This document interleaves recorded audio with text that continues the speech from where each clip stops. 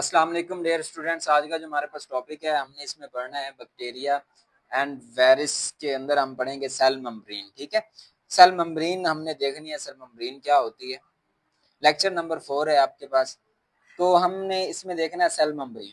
तो cell membrane also called the plasma membrane, cell membrane को हम प्लाज्मा मेम्ब्रेन भी कह देते होते हैं। ये किसके दरमियान होती है? Lies beneath the cell wall in the most bacteria.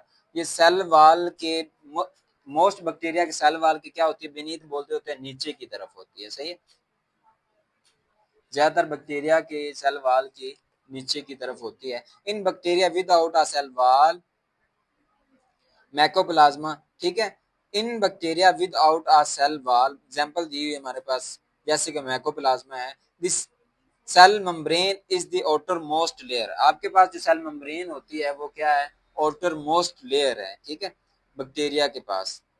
सही, अगर आपके पास बैक्टीरिया के पास सेल वॉल ना हो तो फिर क्या है? सेल मेम्ब्रेन सबसे आउटर मोस्ट लेयर होगी। सही, तो नेक्स्ट पॉइंट के अंदर हमारे पास bacterial membranes lack cholesterol unlike eukaryotic membrane. सही है, बैक्टीरियल की जो मेम्ब्रेन है उसके पास कोलेस्ट्रॉल नहीं होता। सही है, जैसे कि हमारे पास यूकैरियोटिक की मेम्ब्रेन होती है।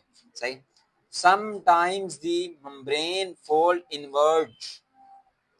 आपके पास sometime बाज़-औक़ात the membrane fold inward forming vesicles, tubules or lamella known as mesosomes। आपके पास मेम्ब्रेन क्या कर जाती है? इन्वेजिनेट कर जाती है। क्या करती है? इन्वेजिनेट कर जाती है, अंदर की तरफ क्या कर जाती है? जैसे आपके पास ये एक मैं थोड़ी सी एग्जांपल दूं आपको, ये मेम्ब्रेन है ना, ये अंदर की तरफ ऐसे क्या कर गई? इन्वेजिनेट हो गई है। सही है, इन्वेजिनेट हो गई। सही है, तो इसे हम क्या कहते हैं? मेसोसोम कहते हैं। Some time the membrane fold inward, अंदर की तरफ इसने फोल्ड कर देती है और क्या करती है? मेम्ब्रेन क्या कर गई?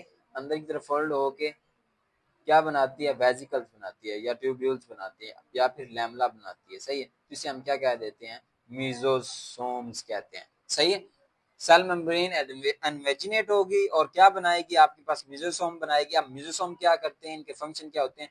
इनके फंक्शन होते हैं जो डीएनए रेप्लिकेशन कर रही होती, मेसोसोम डीएनए रेप्लिकेशन में हेल्प करते हैं, सेल डिवीजन में करते हैं और आपके पास जी सेलुलर रेस्पिरेशन में हेल्प कर रहे होते हैं। सही है, नेक्स्ट हमारे पास साइटोप्लाज्म एंड जेनेटिक मटेरियल।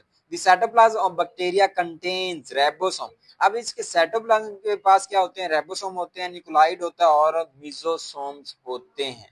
सही, राइबोसोम के पास दो यूनिट हमारे पास इसके पास यूनिट होते हैं 70s, जो किसके इक्वल होता है? हमारे पास 50s प्लस 30s के इक्वल होता है। सही, तो इसमें हमारे पास नेक्स्ट जो है न्यूक्लियोइड है।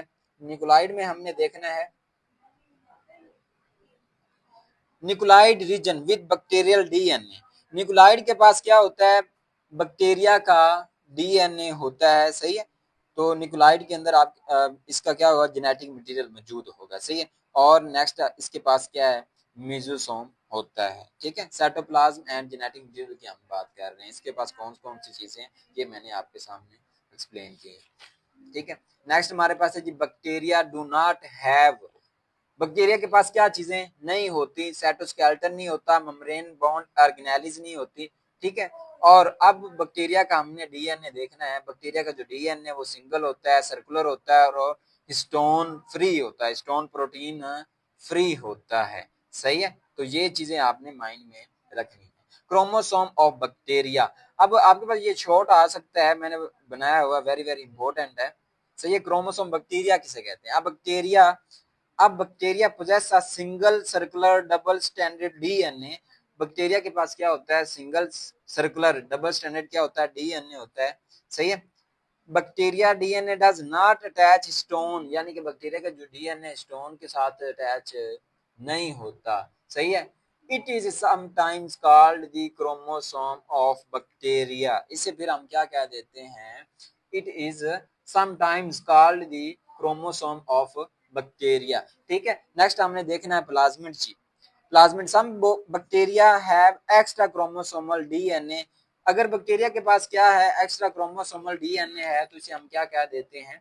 प्लाज्मिड कह देते हैं। सही है, तो आपसे पूछ ले व्हाट इज प्लाज्मिड, तो आपने क्या कहना है, बैक्टीरिया के पास अगर एक्स्ट्रा क्रोमोसोमल डीएनए है तो इसे हम क्या कहते हैं, प्लाज्मिड कहते हैं। They can replicate independently and often carry genes for antibiotic resistance. ये क्या करता है, रेप्लिकेट इंडिपेंडेंटली करता है और इसके पास एंटीबायोटिक रेजिस्टेंस क्या होते हैं, जीन्स भी मौजूद होते हैं, कैरी करता है। ठीक है, नेक्स्ट पॉइंट के अंदर आपने लिखना है जी, in genetic engineering plasmid are used as vector to insert और एक्सप्रेस डिजायर जीन। प्लाज्मिड आपके पास क्या करता है,